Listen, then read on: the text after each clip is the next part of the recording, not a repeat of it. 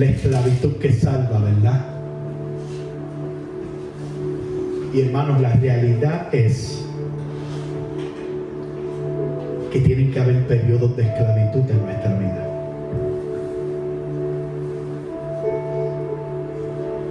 El hombre, y cuando digo el hombre, ¿verdad? El hombre y las mujeres, cuando todo está marchando bien, ¿verdad? Primeramente no se acuerda. Es como cuando viene un huracán, ¿verdad? Viene un huracán y después del huracán, del estrago que causa, creo que la comunidad nos unimos todos, ¿verdad? En ese acuerdo mutuo, y nos ayudamos y buscamos una manera, ¿verdad?, de poder sobrevivir ese tiempo difícil juntos, ¿verdad? Pero tan pronto llega la luz y el agua, nos olvidamos. Nos olvidamos de los vecinos, nos olvidamos de esa coinonía, de esa unión que es necesaria para poder vivir, ¿verdad?, con plenitud. Sí, Señor. Y sobre todas las cosas nos olvidamos de Dios.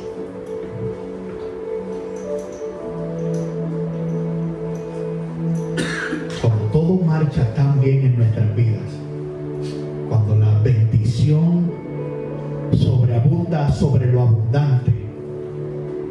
¿Y a qué me refiero? Nuestra bendición, nuestra manera de vivir, ¿verdad?, es sobreabundante, porque nos sobra.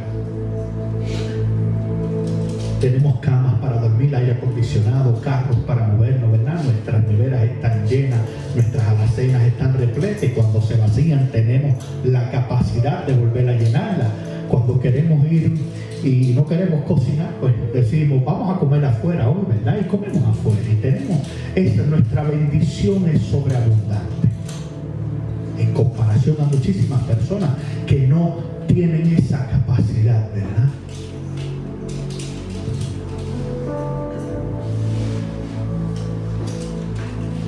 Y la sobreabundancia, la bendición,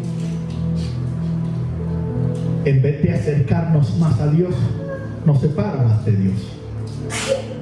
Porque pensamos, ¿verdad?, que todo viene a razón de nuestro esfuerzo, de nuestra sabiduría, de nuestras capacidades, ¿verdad? Y ciertamente el Señor nos ha dado para capacitarnos, ¿verdad? Para poder hacer, para poder construir, ¿verdad? Para poder planificar, para poder ciertamente forjar un presente y un futuro. Pero nos olvidamos del Señor. La semana pasada hablábamos de qué? Hablábamos de ese periodo de esclavitud de Egipto, del pueblo de Israel en Egipto. Y hablamos de la esclavitud en su sentido, en su definición. Y esta esclavitud, esta es la primera, digamos, el primer ejemplo histórico de la esclavitud. Se origina, ¿verdad?, la nación de Israel, la nación que había sido escogida, la que guardaba una promesa, fue esclava por miedo.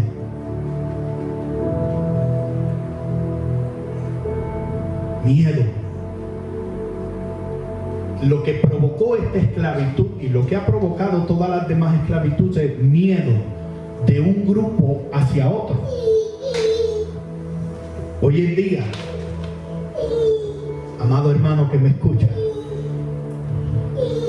el mundo le tiene miedo al que sigue a Jesús. El mundo te tiene miedo a ti. El mundo te tiene miedo a ti, a todos nosotros. Y es por eso que vemos o experimentamos unas opresiones y unas temporadas, ¿verdad?, que uno dice, pero parece que el mundo está en contra mía. Hay cosas que suceden y uno dice, hay días que uno tiene que parece que todo el mundo, ¿verdad?, vino en contra de uno. Y al final del día, cuando tú terminas de pasar el día, que llegas a tu casa y te recuestas en tu cama, tú dices, Dios santo, Hoy todo el mundo, hoy todo estuvo en contra mía.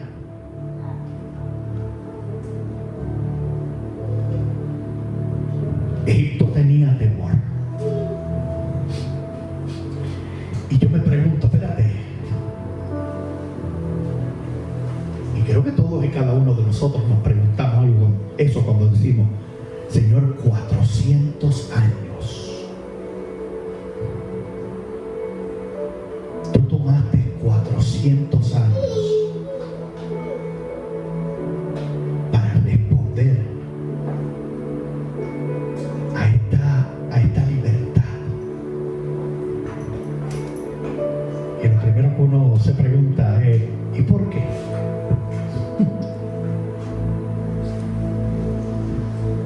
Yo me imagino a Patti preguntándose, Pari, ¿verdad? Pari, siempre le digo Pari, preguntándose durante esos 10 años. 16. ¿Y por qué un año, Señor? ¿Y por qué 2? ¿Y por qué 3? Y así sucesivamente, hasta decir, Señor, ¿por qué 16 años? ¿Por qué? ¿Por qué te tardaste tanto?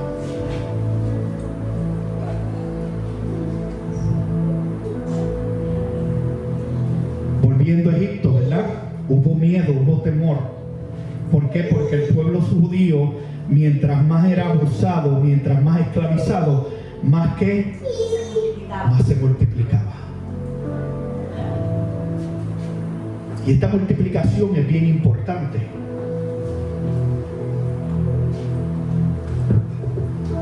Esta multiplicación es bien importante. ¿Por qué? Y te va a dar respuesta a los años que tomó para que el Señor pudiera responder, ¿verdad?, ese clamor de libertad que el pueblo venía haciendo por generaciones.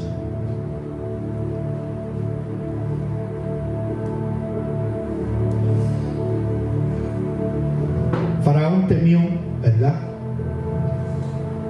Y fue astuto. Esta nueva dinastía de reyes que no conocían a José, que no conocieron la contribución de José para con Egipto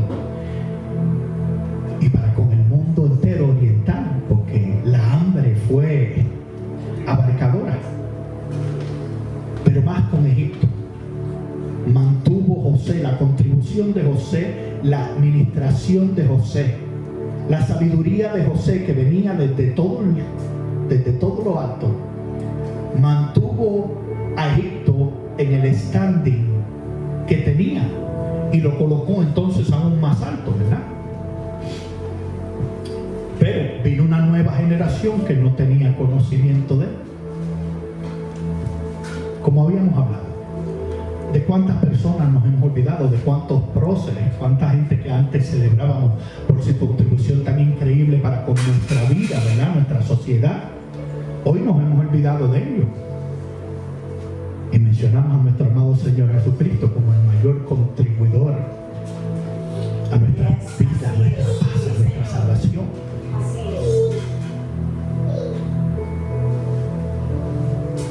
Más importante que todo esto, la temporada de esclavitud. Entiendan bien esto, como las temporadas en el desierto tienen propósitos divinos para tu vida. Estos 400 años tenían un propósito. Y el primer propósito es el cumplimiento de la promesa de Dios. Cuando tú estás en lo mejor, cuando tú estás hunky-dory, como dicen por ahí, cuando todo es una chulería, no hay dolor, las finanzas están bien, podemos pagar, sobra dinero, nos podemos ir de viaje, podemos vacacionar, todo es perfecto. Pero cuando hay escasez, cuando hay dolor, cuando hay dolor que no tienen respuestas inmediatas, que no tienen soluciones inmediatas,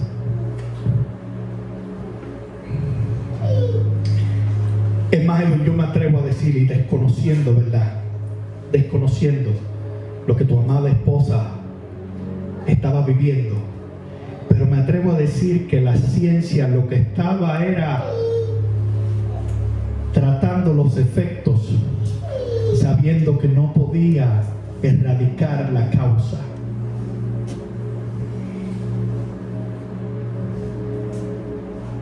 Y muchas veces la ciencia no nos dice la verdad completa. Sí, Señor. Pero eso tenía un propósito. Eso tiene un propósito. Dios había hecho una promesa a Abraham. ¿Por qué se trata del cumplimiento de la promesa? ¿Por qué 400 años? Dice la palabra, dice, Dios había hecho una promesa a Abraham, a Isaac y a Jacob de que sus descendientes serían una gran nación. Génesis capítulo 12, versículo 2 dice, y haré de ti una nación grande y te bendeciré y engrandeceré tu nombre y serás bendición. Y una nación no se forma en un día. Así es. Ni en un año. Toma tiempo. Aún ante el impacto de la esclavitud, del abuso, del atropello, del asesinato, porque durante ese periodo de 400 años no tenemos, ¿verdad?, conocimiento del número exacto, pero tuvieron que haber matado a muchos judíos. Inclusive hablamos que la orden de Faraón inicialmente para con las parteras hebreas era que si era varón había que matarlo inmediatamente, y si era niña entonces se dejaba con vida, porque hablamos de que el enemigo y el mundo está tratando con todo su interés, fuerza y empuje de eliminar la imagen de Dios que está incorporada en la creación del hombre, en lo que constituye el hombre, ¿verdad? Eso lo habíamos discutido, y el miedo era tal. El miedo del enemigo ha sido que el que carga la semilla pueda procrear. Así es, gloria a Dios. Pueda multiplicarse. Y todo pecado tiene como fin que destruir al hombre, al que carga la semilla, al que carga el Espíritu de Dios. Entonces, lo maquiavélico, habíamos discutido esto también del plan, era que, ¿verdad?, querían entonces los egipcios utilizar el vientre de las mujeres hebreas para ellos entonces sí proclamarse, continuando generarse, ¿verdad?, hasta el punto de que en números ellos pudieran tener que ventaja sobre los judíos, sobre los hebreos. Pero eso no pasó. Dios no permitió eso. Aún con el abuso, aún ante lo adverso, aún ante... Hoy día decimos, ¿verdad?, oye, cuesta caro ponerse a parir, muchachos. Está fuerte hoy en día, ¿verdad?, decir, voy a tener un hijo o una hija, porque ciertamente es un compromiso social, económico, físico, que conlleva, ¿verdad?, es una cosa bien fuerte. Y nos acostamos muchas veces diciendo, ¿cómo lo voy a hacer? ¿Cómo lo voy a colocar en una escuela buena? ¿Cómo les voy a poder proveer? ¿Cómo está el servicio de salud? Lo caro que están los planes, lo caro que están los deducibles, cada vez los planes cubren menos y todo este tipo de cosas. Yo me imagino a los egipcios, a los hebreos. ¿Para qué voy a traer una criatura a una vida de esclavitud? ¿Con qué propósito? ¿Cuán injusto sería de mi parte, verdad? Sobre todo, yo me imagino el pensamiento del hombre sensato que todavía tenía identidad en Dios y decía, ¿cómo yo puedo impregnar a mi esposa, a mi mujer, para traer hijos que lo que van a terminar es siendo esclavos? Nadie quiere eso. Pero no se trata de nosotros. Muchas veces pensamos que todo tiene que ver con nosotros y no tiene que ver con nosotros, tiene que ver con el cumplimiento de la palabra que Dios ha dado. En Génesis capítulo 15, versículos 13 y 14 dice: entonces Jehová dijo a Abraham: ten por cierto que tu descendencia morará en tierra ajena y será esclava allí y será oprimida 400 años. Esto lo está profetizando Dios antes de que todo esto ocurriera. Se lo está diciendo a Abraham.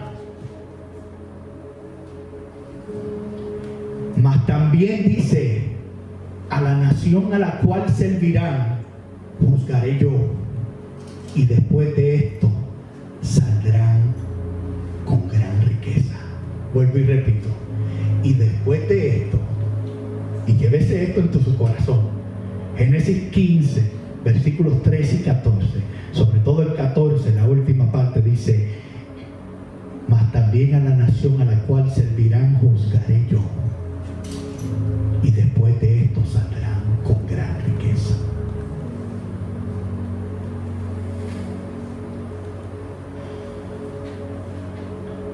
Pregúntate a qué nación tú le estás sirviendo.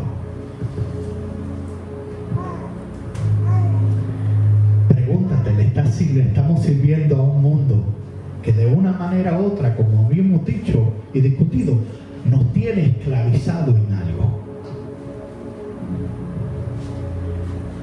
Pero la misma promesa que hizo Dios a Abraham no era para ese tiempo solamente, era para ese todos los tiempos. Y es una promesa que usted hoy debe recibir en su corazón. Dígale que está al lado suyo: y después de esto, dígale, y después de esto saldré con gran riqueza. Porque así Dios lo ha dicho.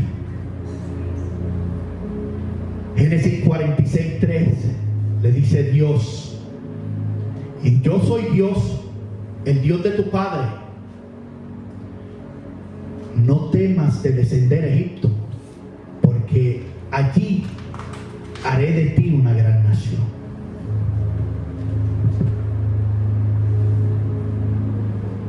¿Qué nos está diciendo Dios? Por eso le preguntaba la semana pasada: ¿te sientes verdaderamente libre? ¿Estás pensando que eres totalmente libre? ¿O verdaderamente estás sujeto a algún tipo de esclavitud? Sí, tenemos muchos derechos, permisos, tantas permisibilidades ahora mismo, y no sé si eso es una palabra correcta o no, ¿verdad? Suena bien, pero no sé si es correcta. Pero tenemos la capacidad, ¿verdad?, de mucho movimiento, pero ¿verdaderamente estamos libres? Les dije que eso no me lo tenían que contestar a mí, que eso era una pregunta la cual usted se tenía que hacer a sí mismo y reflexionar en ella. Pero ciertamente al final de esta serie usted va a tener una contestación de lo mismo. Número 2, ¿cuál es el propósito divino de la esclavitud? Preparación espiritual. La experiencia en Egipto sirve como un periodo de preparación espiritual para nosotros. Dígale a su hermano o su hermana: estoy en un periodo de preparación espiritual. Dígaselo. Mira que está a su lado. Estoy en un periodo de preparación espiritual.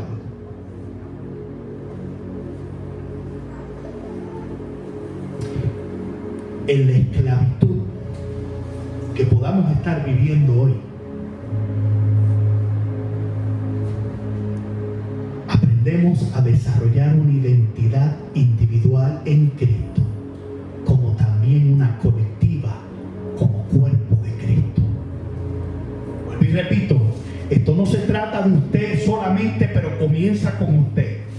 Yo tengo que desarrollar una identidad y un carácter en Cristo Jesús. Es por eso la razón de esta esclavitud, de este desierto que puede estar pasando, sea cual sea, porque el propósito que tiene es que yo deje de depender de mí y me coloque yo en un segundo lugar y diga: ahora dependo de ti. Ahora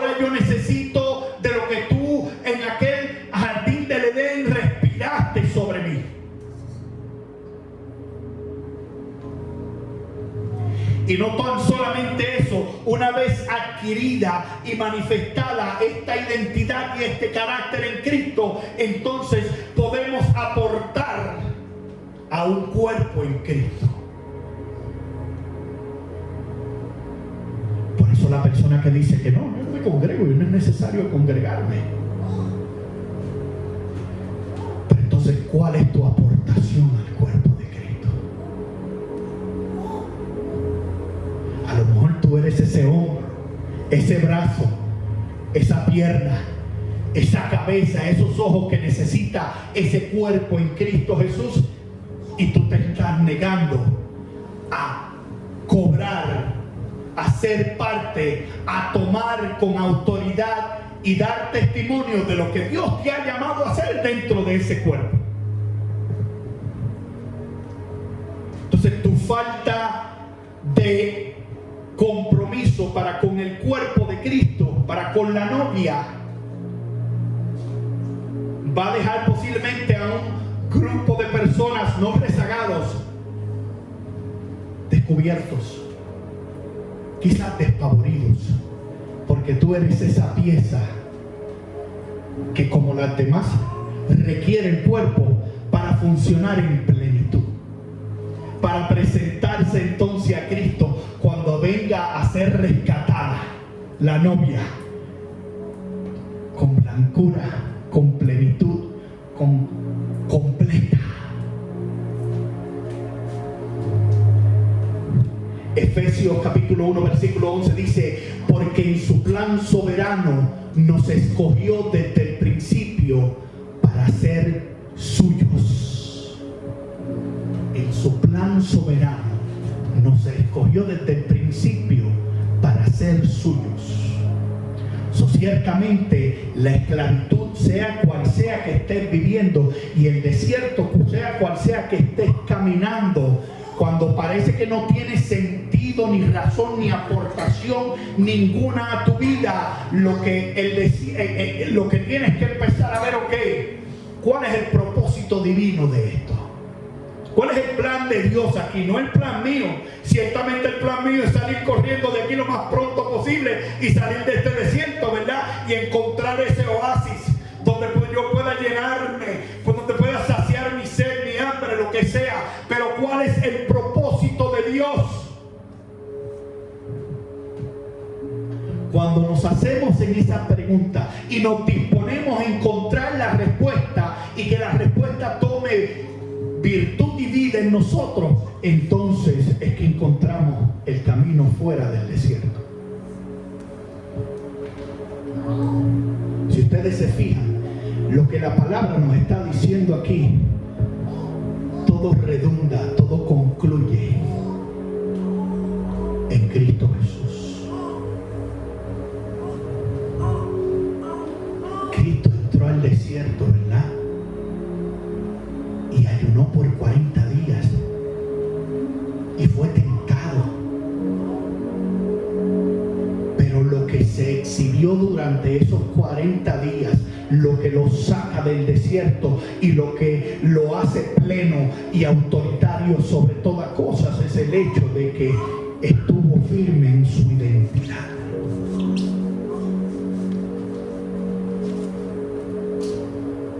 Efesios capítulo 4 versículos 4 le dice: un cuerpo, un espíritu, como también fuiste llamado a una esperanza común en Cristo Jesús, un Señor, una fe, un bautismo, un Dios y Padre de todos, el cual está sobre todos y por todos y en todos. Identidad. Yo les decía a ustedes que estos 400 años posiblemente fue un tiempo necesario y fue un tiempo extendido por el hecho de que se perdió la identidad en Cristo, se perdió la identidad en Dios, ¿verdad? Pero cuando el pueblo ya no pudo más, cuando hubo el cumplimiento de la promesa de que el pueblo se engrandecería, se multiplicaría, entonces la palabra establece que el Señor escucha el llanto y el gemido Cuando ya es que tiene que pasar un tiempo largo porque de alguna manera u otra nos rehusamos y renunciamos a la verdad de que no va a ser en nuestra fuerza, de que vamos a ser libertados. Nosotros mismos no podemos romper las cadenas ni los yugos que están en nosotros. Oh, alabado sea el nombre de Dios. Cuando Pablo y Silas estaban en la cárcel, que los habían golpeado, estaban golpeados, habían sido encadenados, estos dos hombres dieron cátedra y testimonio, y lo que dijeron fue: vamos a adorar, porque yo sé que en la condición de debilidad que estoy golpeado. Y dime hoy si no te sientes golpeado, atropellado, si no te sientes atado. Y ellos dijeron: vamos a adorar, vamos a provocar la presencia, vamos a provocar el deseo, vamos a provocar el que Dios no se pueda resistir a venir aquí delante de mi presencia, a manifestar su poder y a dejarle saber a todo el mundo que Él es Jehová, Dios de los ejércitos celestiales, y que el poder es de Él y que para Él no hay nada imposible. Gloria a Dios, así es. Así es. Pablo y Silas, ¿vio? Estos dos individuos han dado un testimonio y nos han revelado algo tan increíble. Hay una alabanza que decía, que dice: si estás llorando, alaba. Sí. Si estás pasando lo peor, alaba. En la prueba. En la prueba, alaba. Pues no me acuerdo ahora mismo. A mí me gusta muchísimo esa alabanza, ciertamente, y me la sé de memoria. La verdad es que tengo que tener la pista musical, ¿verdad? Para poder, oh, alaba, simplemente alaba. Si estás sufriendo, alaba. En la prueba, alaba. ¿Por qué? Porque no es en tus fuerzas. La falta de identidad que viene a nuestra vida momentáneamente, pero ese momentáneo puede ser muchos años, ¿verdad? Esa temporada puede ser de muchos años. La sufrió la nación judía, pero llegó un momento dado, lo largo del tiempo, que ya se vieron imposibilitados. Sí, Señor. De sus propias fuerzas, de su propia sabiduría, de su propio entendimiento. Tenían los números para revolucionarse, ¿verdad? Y para poder derrocar a Egipto. Pero como no tenían identidad en Cristo, no tenían autoridad de acción. En adición a esto, eso tenía que ocurrir. ¿Por qué? Porque tenía que quedar manifestado que la salvación viene de Dios. Así es. Así es. La salvación no viene de ti, no viene de mí, no viene de ningún hombre, no viene de ninguna entidad que no sea Cristo Jesús. Él dice: yo soy la verdad, yo soy el camino, yo soy la vida. Nadie verá la salvación del Padre ni entrará al gozo del Señor si no es por mí. Aleluya, así es. El único Salvador. Esto es lo que te da a entender que toda esclavitud, toda temporada, todo desierto, tú no vas a salir. Solamente alaba.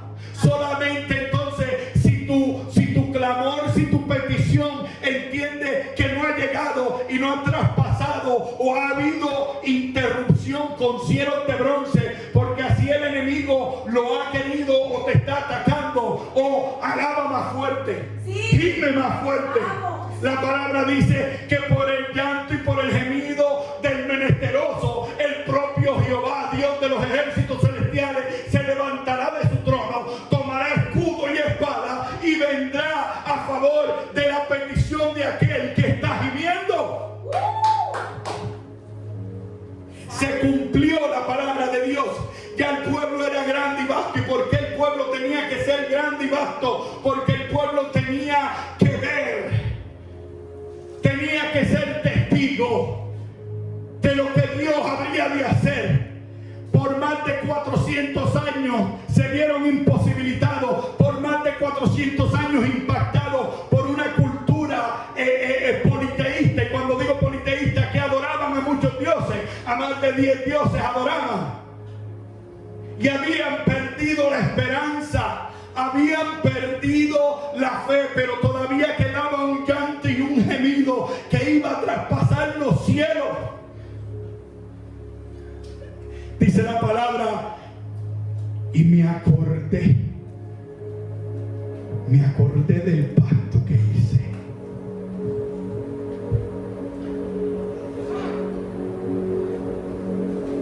Dígale a su hermano, a su hermana que está al lado, yo quiero ser como Abraham. Yo quiero ser considerado como Abraham. Dígaselo sin miedo. ¿Por qué? Porque Dios había hecho un pacto con Abraham. Y ese pacto, después de tantos años, después de tantas generaciones, Él no es hombre para mentir, ni hijo de hombre para arrepentirse. Y tenemos que ser Abrahanes y constituirnos como Abrahanes en la vida, porque detrás de nosotros va a haber gente que va a depender de ese pacto. Va a haber personas que en el momento más crítico de su vida, en el momento de la muerte o de la salvación, que habrán tener que escoger.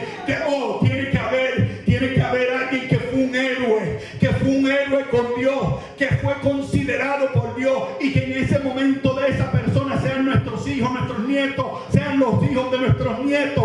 Cuando se le presente el momento difícil, Dios mire y se acuerde del pacto que hizo contigo, de ese momento que tú dijiste, yo me entrego a ti, pero es porque mi casa y mis generaciones servirán a ti, oh Jehová de los ejércitos. Yo entrego mi vida, mi corazón, mi servicio, y más que todo me hago esclavo de tu hijo, me hago esclavo de tu hijo, me hago esclavo del llamado de tu hijo, me hago esclavo del testimonio de tu hijo, me hago esclavo de la unción de tu hijo. Así lo dijo Pablo en Corintios, esclavo de Cristo.